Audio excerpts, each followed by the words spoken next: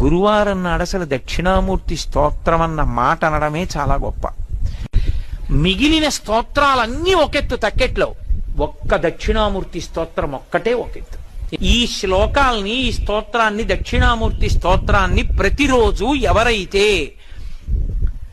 ఈ స్తోత్రాన్ని చదువుకుంటున్నారో, చదవడం చేత కాని వాళ్ళు, చదువుకోవడం వచ్చిన వాళ్ళు చదివితే వింటున్నారో, విని ధ్యానం చేయగలుగుతున్నారో, ధ్యానం చెయ్యలేకపోతే కనీసం పఠిస్తున్నారో, వింటున్నారో, ఇలాంటి వాళ్ళందరికీ కూడా సర్వాత్మత్వమితి స్ఫుటీకృతమిదం, ఆత్మ అనుభవంలోకి రావడమే కాదు, దానితో పాటుగా సమస్త సిద్ధులు కూడా కలుగుతాయి.